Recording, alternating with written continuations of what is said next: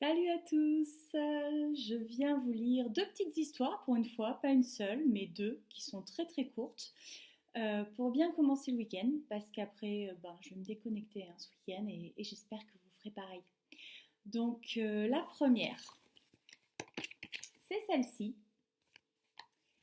elle s'intitule donc Lucien et je vous la lis. C'est une nouvelle à chute, donc on va voir si vous avez vu venir la chute ou pas du tout.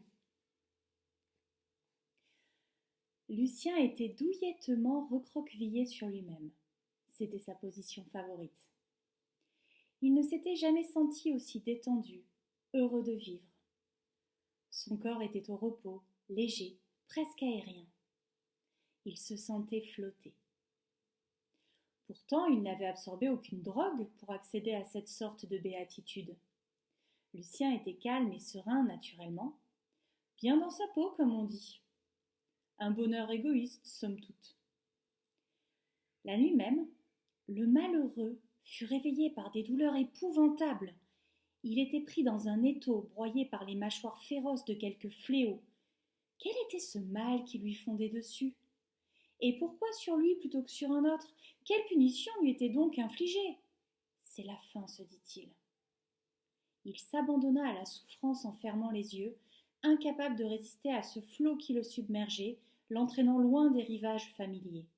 Il n'avait plus la force de bouger. Un carcan l'emprisonnait de la tête aux pieds. Il se sentait emporté vers un territoire inconnu qui l'effrayait déjà. Il crut entendre une musique abyssale. Sa résistance faiblissait, le néant l'attirait. Un sentiment de solitude l'envahit. Il était seul dans son épreuve. Personne pour l'aider. Il devait franchir le passage en solitaire. Pas moyen de faire autrement. C'est la fin, se répéta-t-il. La douleur finit par être si forte qu'il faillit perdre la raison. Et puis, soudain, ce fut comme si les mains de Dieu l'écartelaient. Une lumière intense l'aveugla. Ses poumons s'embrasèrent, il poussa un cri. En le tirant par les pieds, la sage-femme s'exclama d'une voix tonitruante. « C'est un garçon !» Lucien était né. Alors, qui avait compris que c'était une naissance? Et donc, la deuxième petite nouvelle qui est toute mignonne. Ah mince, en vous disant ça, je vous donne un indice. Bon, c'est pas grave. S'intitule Cœur de lion. Il était si courageux qu'on l'avait appelé Cœur de lion. Ni le tonnerre, ni la pluie, ni le vent en rafale ne lui faisaient peur. Pas même la nuit et ses ombres inquiétantes, et ses bêtes cachées, et ses bruits bizarres. Rien ne l'effrayait, jamais.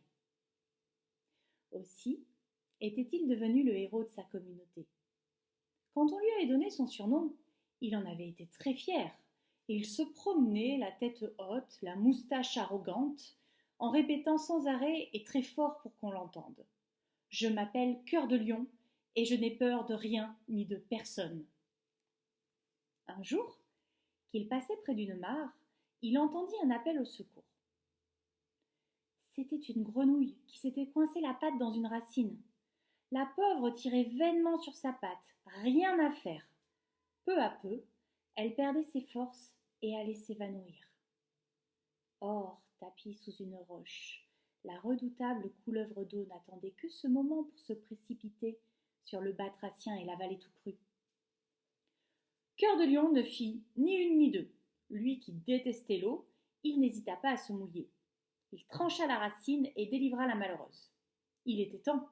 La couleuvre déjà déroulait ses anneaux. Une autre fois, ce fut une fourmi qu'il tira d'embarras. L'inconsciente s'était fourvoyée dans la toile sucrée de l'épouvantable éper. Il arriva juste à temps pour retirer la fourmi des pattes de la tisseuse. Cœur de Lion, enhardi par ses succès, décida de quitter son pays. Il faut, dit-il, que le monde entier admire mon courage, applaudisse à mes exploits. On essaya de le retenir, rien n'y fit. Ni les pleurs de sa mère, ni les mises en garde de son père. Il partit, un beau matin, droit devant lui et sans se retourner. Une idée de l'identité de Cœur de Lion? Il n'alla pas loin. Au premier détour de la haie, il rencontra une grosse patte de chat. C'était Finot, le matou des fermiers, un matou matois qui guettait depuis quelque temps la sortie du nid des mulots. Cœur de Lion finit son voyage dans l'estomac d'un chat. On a beau s'appeler Cœur de Lion, quand on n'est qu'un mulot, il vaut mieux prendre ses précautions. Et oui, Cœur de Lion n'était qu'une petite souris. Voilà. Allez, je vous souhaite de passer à tous un très bon week-end.